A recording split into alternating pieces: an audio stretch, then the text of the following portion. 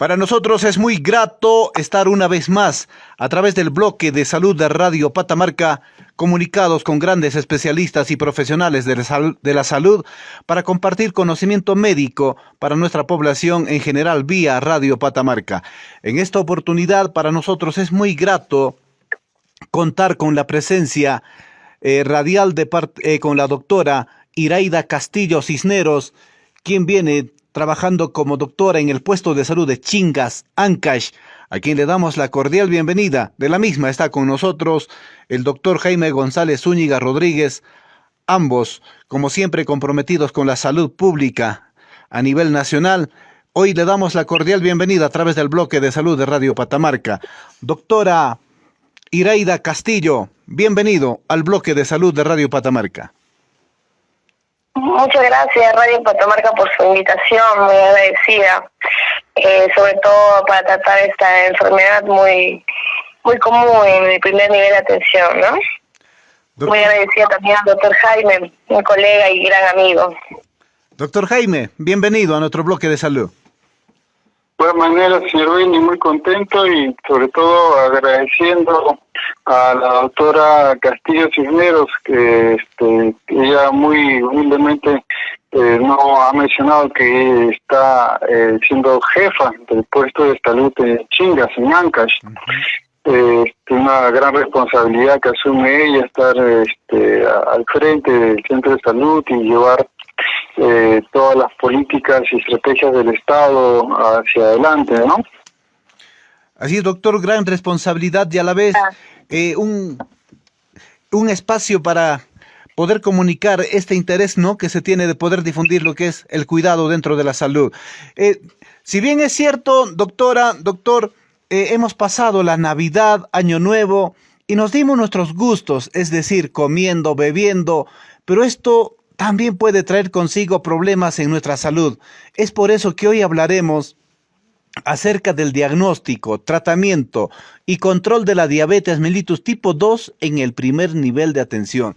Para lo cual, doctor Jaime, ¿qué nos puede decir al respecto como una parte introductoria al tema que vamos a hablar con la doctora? Bueno, primero hay que recordar que el Ministerio de Salud tiene diferentes niveles de organización. Hay diferentes categorías, niveles 1-3, 1-2, 1-1, 2-1 y así hasta llegar a los centros especializados.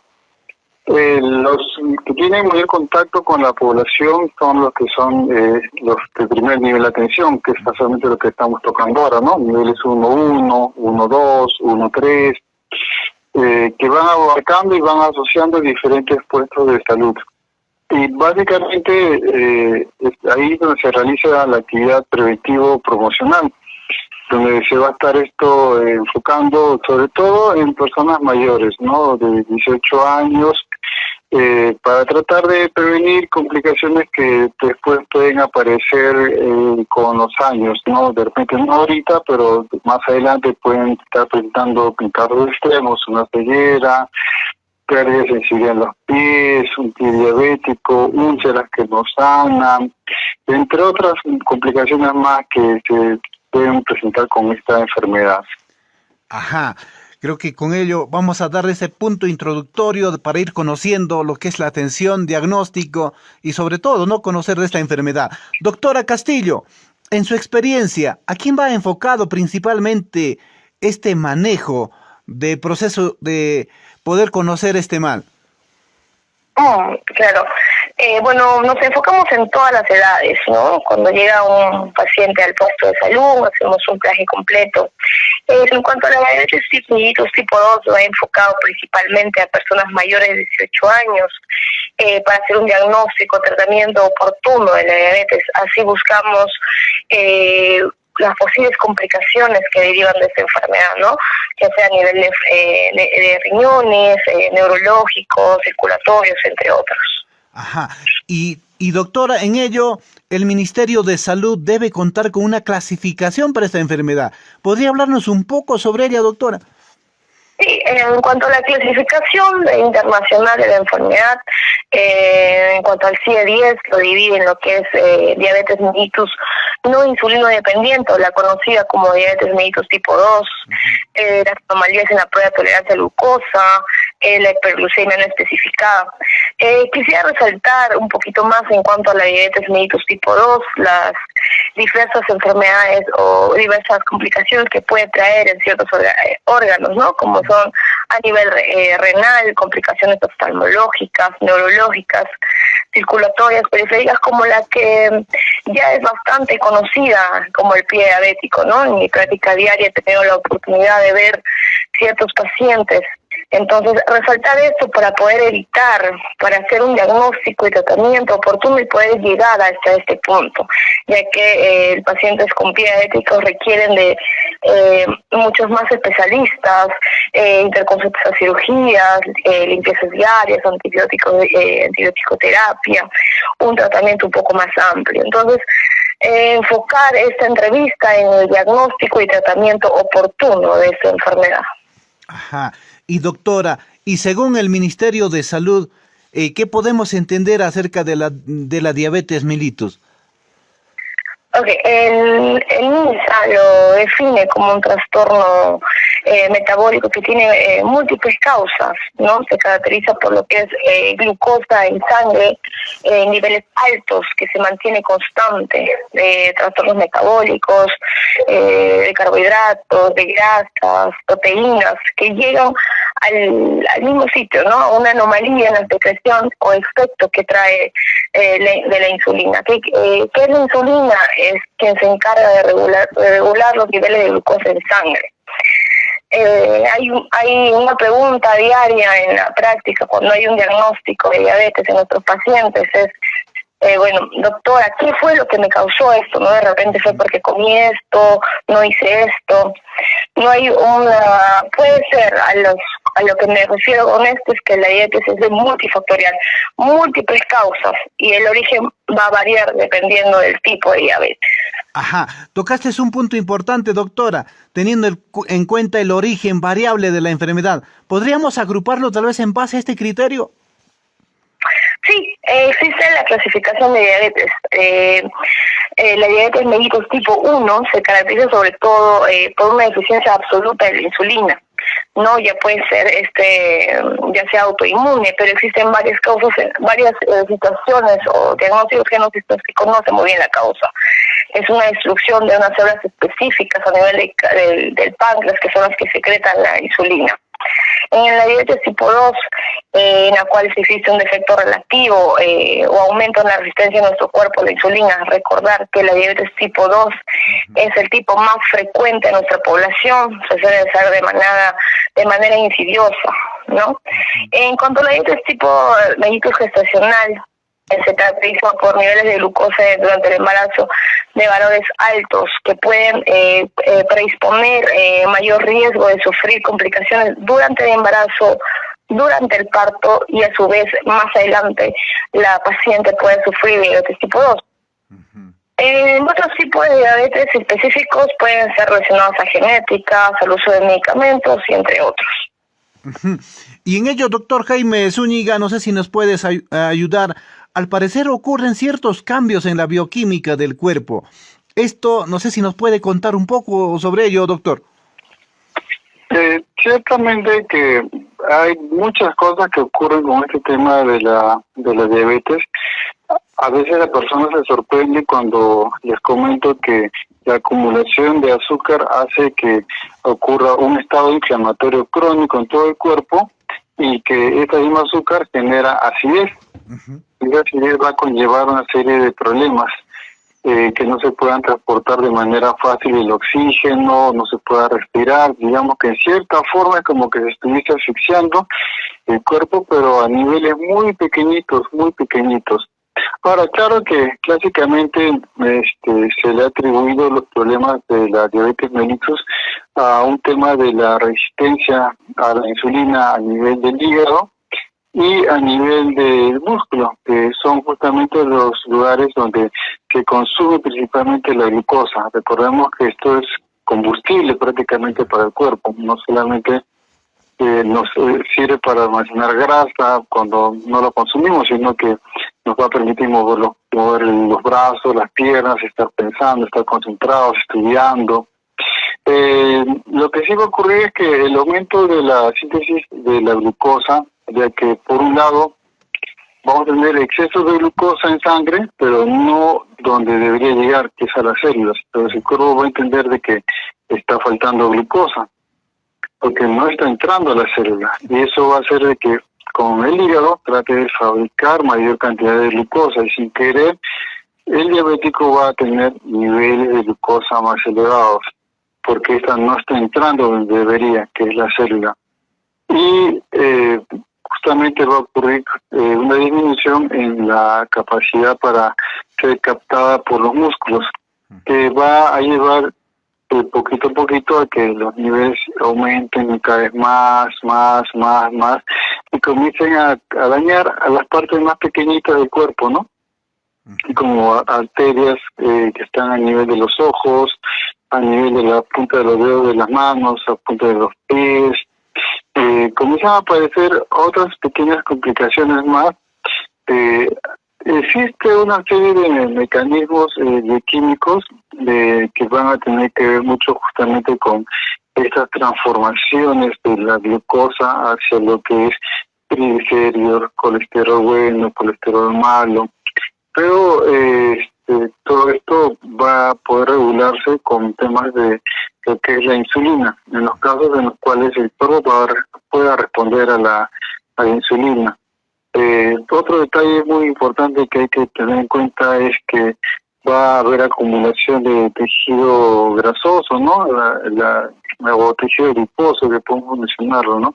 Que va a comenzar a verse afectado por esas alteraciones en las grasas. No se va a limitar en eso. Hay personas que de repente van a estar presentando el estómago como un poquito más sensible. A veces con mayor urgencia van a tener que ir al baño porque hay alteraciones a nivel de lo que es el sistema gastrointestinal. Y propiamente puede ser que también se presenten alteraciones a nivel del riñón o a nivel del cerebro, ya que no van a poder controlar bien todo este tema del exceso de azúcar. Y no es que sea por simplemente exceso de azúcar de glucosa, sino porque las propiedades físico-químicas asociadas a ellos van a generar daño en los otros órganos, en nervios, venas, músculos y otras partes más del cuerpo mismo. Uh-huh. Qué bien, doctor. Vamos conociendo un poco más, ¿no?, sobre su presentación. Y doctora Castillo, hablando de la diabetes mellitus, ¿qué tan frecuente es esta enfermedad en nuestra sociedad? Bueno, no es una enfermedad aislada, no es una enfermedad que sea difícil de encontrar, la podemos encontrar en nuestros primos, en nuestros familiares, por eso la importancia del diagnóstico oportuno, de conocer los signos, síntomas. La Federación Internacional de Diabetes ha encontrado que en el mundo existe un promedio de 387 millones de personas diabéticas y más del 40% no han sido diagnosticados y por tanto no siguen su tratamiento oportuno. No, la mayoría de estas personas se encuentran en un estado laborable de 40 a 59 años. Recordar principalmente que las personas que presentan diabetes tienen un riesgo alto, casi el 40 veces más de tener un riesgo de amputación, de tener 25 veces más de tener insuficiencia renal, ceguera, accidentes cerebrovasculares, infartos, entre otras, ¿no? Si hablamos en nuestro país, la Organización Mundial de Salud refiere que personas mayores de 18 años existe un 6.7% de aquellas que han sido encontrados en algún momento con niveles de azúcar en sangre o han sido diagnosticadas en algún momento de diabetes. En un reporte de Perudiap refiere que en personas de 25 años a más del área suburbana han sido diagnosticadas diabetes, ¿no? Pues ya hayan sido diagnosticadas por un médico o por un personal de salud. Por eso la importancia de acudir a los centros de primer nivel de atención.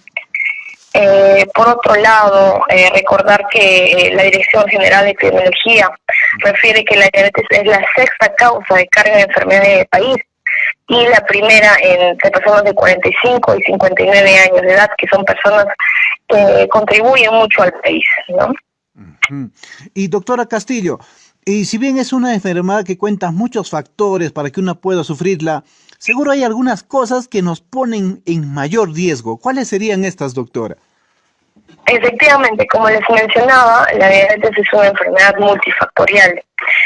Tenemos lo que es el medio ambiente, la migración de un área rural a un área urbana, en lo cual cambia la alimentación, cambia el estilo de vida del paciente, de la persona. El riesgo ocupacional, cuando estamos mucho tiempo sentados en el escritorio, no hacemos ejercicio, se llama el sedentarismo, la mala alimentación, el estrés que puede conllevar ciertas situaciones laborales. El tabaquismo, recordar que una persona que está expuesta, nada más solo expuesta al humo del tabaco durante el embarazo, aumenta el riesgo del bebé a desarrollar diabetes en la adultez. ¿No? Incrementa también lo que son enfermedades cardiovasculares en personas que ya sufren de diabetes. El alcohol también altera el nivel bioquímico en las células del páncreas. Antecedentes familiares, recordar que una persona que tiene un parentesco de primer grado de consanguinidad con otra persona de diabetes tiene un riesgo alto de desarrollarla. Ajá. Y doctor Jaime, ayúdenos aquí. ¿Podría comentarnos sobre aquellos factores de riesgo más asociados con las personas en sí? Sí, ciertamente comenzamos a hablar de cosas ya quizás un poco más técnicas, como lo que es la hiperglicemia intermedia. En este caso, la persona va a tener sus niveles de azúcar alterados aún en ayuno, sin haber comido nada. Hay unos valores que van a depender mucho del laboratorio para tomarlos en cuenta. Se va a ver también otras pruebas, como por ejemplo lo que se llama la intolerancia oral a la glucosa, también con sus propios valores que van a depender del laboratorio. Se pueden realizar ambas pruebas a la vez. Ahora, estas condiciones tienen el riesgo de hacer que el paciente pueda padecer de la diabetes con las complicaciones cardiovasculares. Y se hace mucho mención del tema cardiovascular porque, como le mencionaba, el proceso normal es que se tenga ese azúcar como combustible para movernos, pero cuando hay excesos que no los consumimos, van a convertirse en lo que son triglicéridos, colesterol, que grasas que se van a ir pegando en las venas, en las arterias, y al final es nuestro corazón el que va a estar sufriendo. Y como consecuencia de eso ocurren algunas cositas que nos pueden condicionar también a desarrollar otras enfermedades, por ejemplo el síndrome metabólico, que por un lado también nos va a llevar a tener una inflamación en todo el cuerpo y de manera crónica, ¿no? Esto va muy de la mano con el sobrepeso, la obesidad, con la obesidad abdominal. Cosa curiosa, a veces uno dice, no, estoy flaco, pero tiene una panza inmensa, tiene toda esta acumulación. Pero son indicadores también para poder tener referencias que nos dan a nivel internacional. Ahora, si bien es cierto, la diabetes le puede dar a cualquier persona por diferentes motivos, pero te cuenta de que por el tema racial puede haber un poco más de incidencia, ¿no? Te cuenta que es de repente más fácil encontrar una persona con diabetes en Latinoamérica, personas de raza negra o asiática, en comparación a aquellas personas de rasgos caucásicos, ¿no? La edad definitivamente que tenemos que jugar bastante compromiso porque el cuerpo ya no va a funcionar como debería, ya no se van a liberar todas las hormonas que deberían estar presentes, y si ya le hemos sumado a un estilo de vida que no sea adecuado, pues esas arterias van a estar mal y van a comenzar a causar complicaciones. Esos nervios de los pies de repente no sienten nada porque ya se han ido afectando. Como digo, ocurre como una pequeña asfixia por justamente este exceso de azúcar con su carácter ácido, ¿no? Que va a comenzar a crear lo que es la glucosa. La hemoglobina específicamente, que es un pequeño imán que atrae el oxígeno y el dióxido de carbono. Y junto con esto pues van a haber alteraciones a nivel de lo que son las grasas, que se conocen como las dislipidemias. Ahí podemos estar escuchando de colesterol bueno, colesterol malo, hipertrigliceridemias. Es importante también saber si la persona ha tenido antecedentes de enfermedades a nivel de las venas, no solo a nivel del corazón. Hay personas que, bueno, a raíz del tema de las vacunaciones que han estado viendo, que se han estado presentando algunas quejas, es verdad, de repente sufren de varices y pues esos antecedentes pueden estar repercutiendo para que la persona tenga mayores problemas asociados especialmente al tema de la diabetes. Y sin duda, si veo que mis venas están acumulando grasas que hacen que su tamaño sea más pequeñito y toda la sangre pase con más dificultad, va a terminar generando problemas de hipertensión que van a agravar dificultades a nivel de los riñones, a nivel de los ojos, ¿no? Caso de las mujeres, cada vez que tengan un hijo, pues si tienen antecedentes de haber hecho diabetes gestacional, pues hay que tener cuidado porque eso puede generar algunas alteraciones en el niño, ¿no? De repente niños más grandes que pesan más de 4 kilos, que se conocen con el nombre de niños macrosómicos, o también podría darse el caso de niños que tienen bajo peso al nacer, que van a contar con pesos menores a 2,5 kilos, ¿no? O de repente nacen antes de tiempo. Entonces es importante. Hay algunas ocasiones en las cuales también podemos notar algunas pequeñas manchas en el cuello, como si fuésemos una especie de leopardo, por poner un ejemplo, ¿no? Con unos pequeños lunarcitos chiquititos. Que a veces la gente se los ata con hilo y trata de arrancárselos, ¿no? Eso le llamamos acrocordones. Y también nos podrían estar indicando que estamos haciendo algún problema frente a la insulina de resistencia. Otro problema que ocurre en las mujeres es el síndrome del ovario poliquístico, que de manera indirecta va a también afectar el desarrollo de la diabetes mellitus. Hay otras condiciones clínicas bastante comunes que, aunque parezca mentira, pueden afectar, que es justamente el tema del hígado graso o el tema de los ronquidos.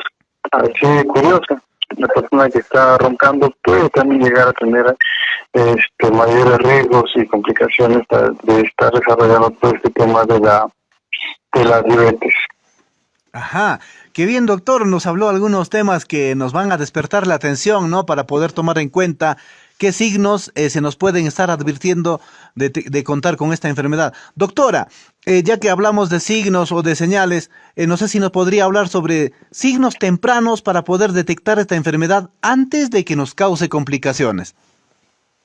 Efectivamente, signos y síntomas, una parte me parece muy crucial de esta entrevista. Bueno, dependerá en realidad de qué etapa se encuentre la enfermedad al momento del diagnóstico. Ahí se puede clasificar en asintomáticos y sintomáticos. Asintomáticos son aquellas personas que tienen la enfermedad y no advierten síntomas, ¿no? Es una condición clínica frecuente, pero recordar que si tenemos factores de riesgo que ya hemos mencionado, es muy bueno acercarse al puesto, al centro de primer nivel para hacerse un diagnóstico, un descarte. En cuanto a los sintomáticos, podemos presentar que la persona tiene una necesidad constante de ir a orinar, de ir al baño, la necesidad de tomar más agua, tiene mucha sed o de repente tiene mucha hambre, una pérdida de peso que no se explica, entre comillas, el porqué de la causa.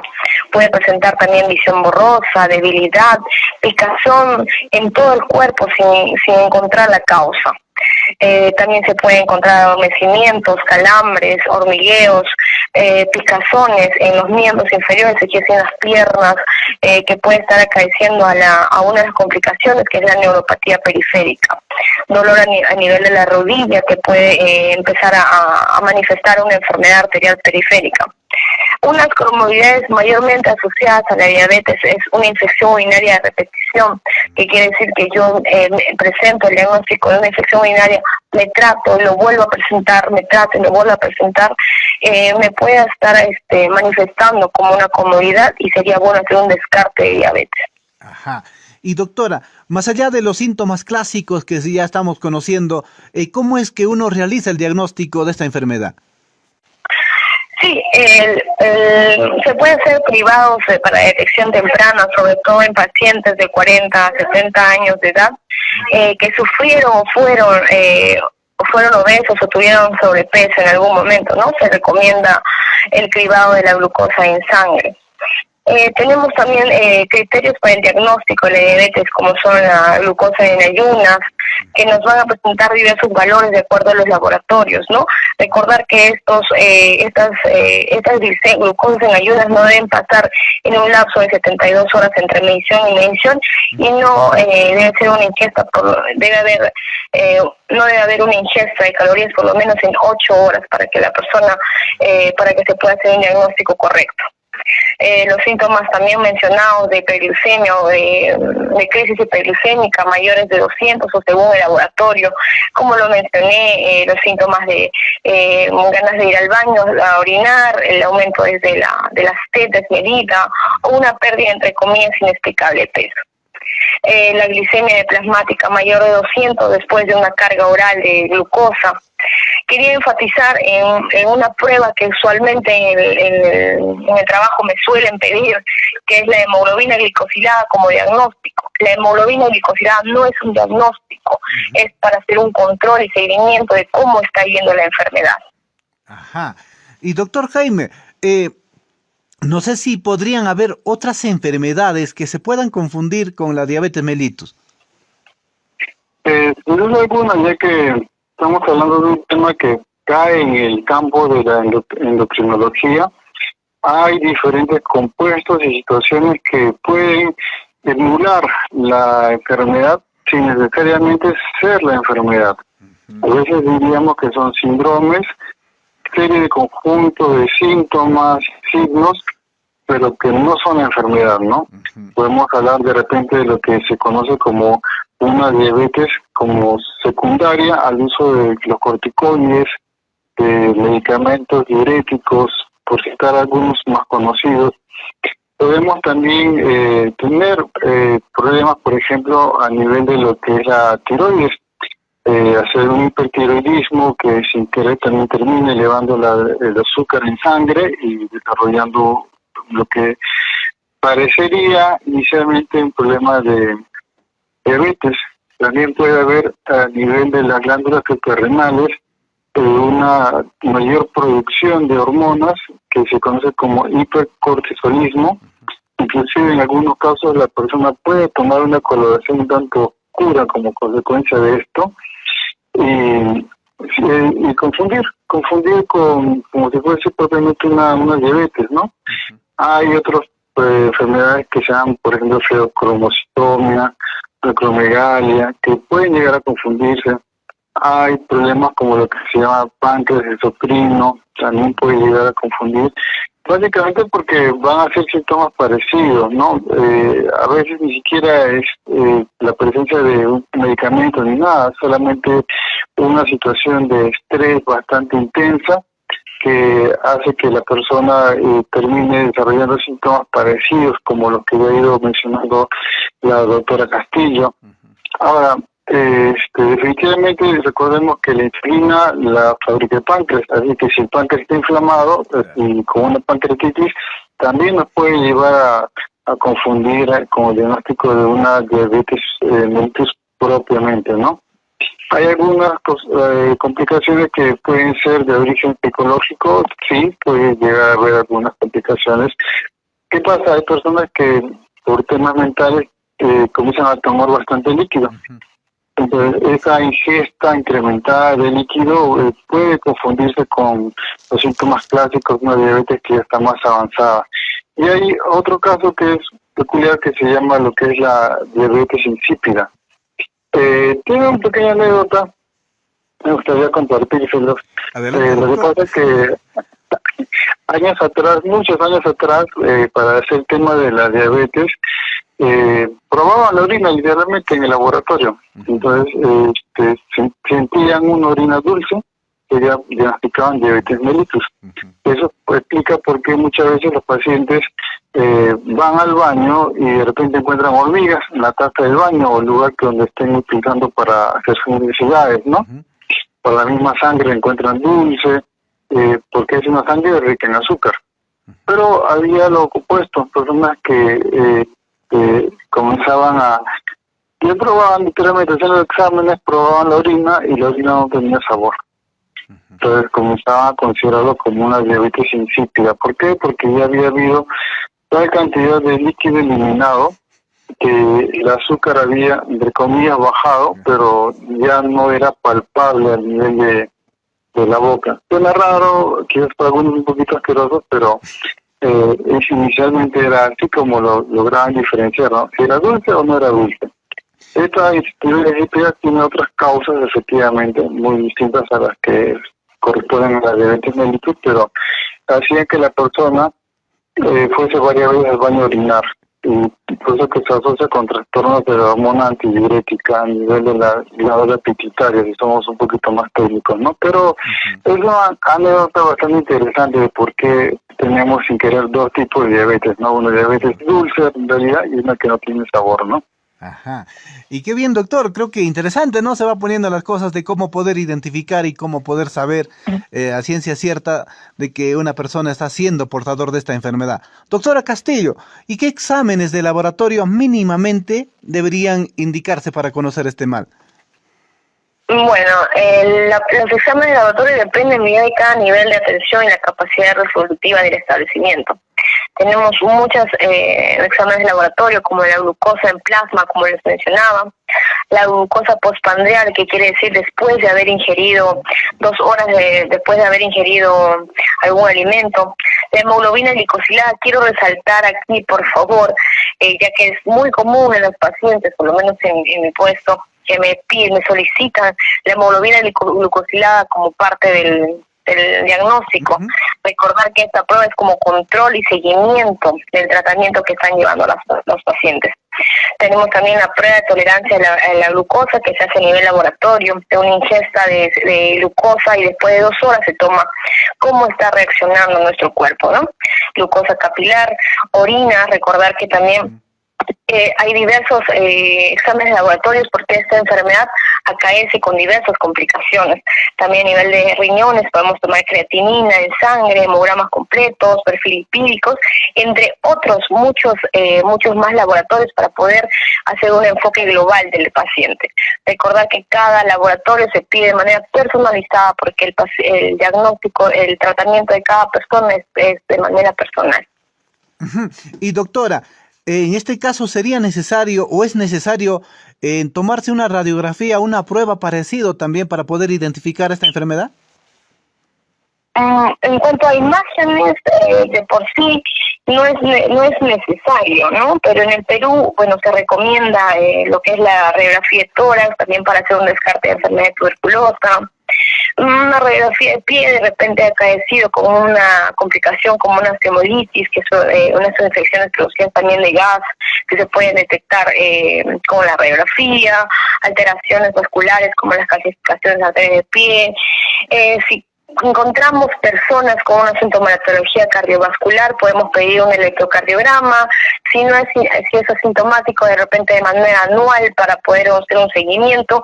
Pero recordar que cada cosa que pedimos, cada examen que pedimos es de manera personal a cada paciente, de acuerdo a los síntomas que puedan presentar. Ajá, doctora, qué bien, muchísimas gracias por esta brillante exposición sobre este tema. Y doctor Jaime, no sé si a esta parte de la entrevista nos puede alcanzar algunas recomendaciones finales para tomar en cuenta esta enfermedad. Sí, lo que quiero resaltar acá es que estamos hablando sobre lo que es el primer nivel de atención. Parece mentira, pero es lo que tenemos a la mano, la famosa posta que siempre decimos, ¿no? Que puede estar más o menos equipada, pero lo importante es que podamos, con la ayuda de la posta, reconocer que tenemos la enfermedad. Y una vez que se reconoce esa enfermedad, el poder saber cómo referirlo con los especialistas. Como bien ha ido mencionando la doctora, hay momentos en los cuales las complicaciones ya no las vamos a poder manejar en la posta y requieren ser atendidas por de repente un oftalmólogo, probablemente un endocrinólogo o un médico internista. También pueden haber afectaciones a nivel de lo que son la boca, las encías, ¿no? Y puede ser que requiera la evaluación de un cirujano dentista, también definitivamente la evaluación por un nutricionista para que pueda tener un mejor control de la comida y poder tener una mejor calidad de vida, ¿no? Definitivamente que cuando esta diabetes está avanzada y no se han llegado a tomar las medidas del caso, puede llegar a afectar el tema de la salud mental de la persona. También es importante poder hacer las coordinaciones del caso, ya que la persona con la diabetes mellitus va a tener la tendencia a que sus defensas estén disminuidas. Y lamentablemente acá en el Perú, pues la tuberculosis es el pan de cada día.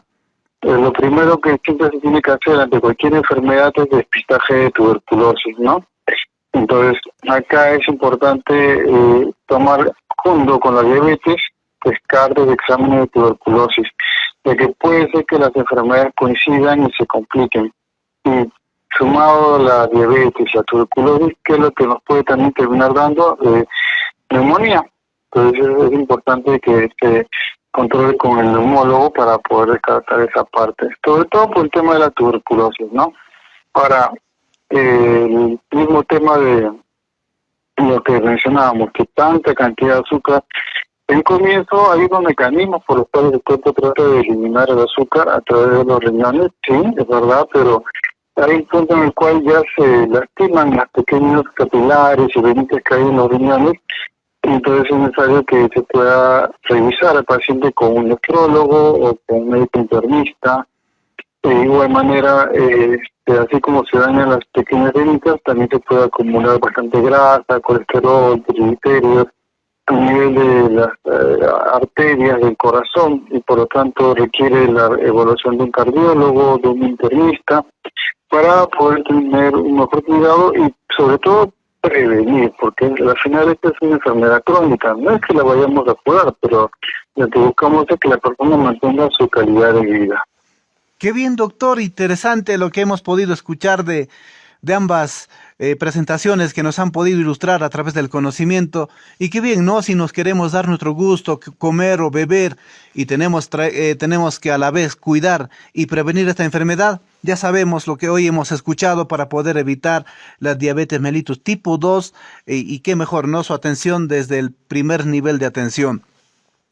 Doctora Iraida Castillo Cisneros, sinceramente estamos muy agradecidos por su cuota participativa dentro del aporte de la medicina. En su condición de jefa del puesto de salud de Chingas, Ancash, le agradecemos infinitamente por sumarse a Radio Patamarca y poder enfocar temas de salud a través de nuestro bloque. Muchas gracias, Radio Patamarca, también por invitarme. Es un tema muy importante, muy frecuente en el puesto de salud, a nivel de Perú también. Muchas gracias al doctor Jaime, un colega y muy gran amigo desde la universidad. Espero poder estar participando en otras entrevistas con mucho gusto para usted. Así es, doctora. Para nosotros será muy grato contarles una vez más en nuestra próxima presentación de nuestro bloque de salud, al igual al doctor Jaime González Zúñiga, muy agradecido por su participación, como siempre, hermanados con Radio Patamarca. Doctor Zúñiga, muchísimas gracias.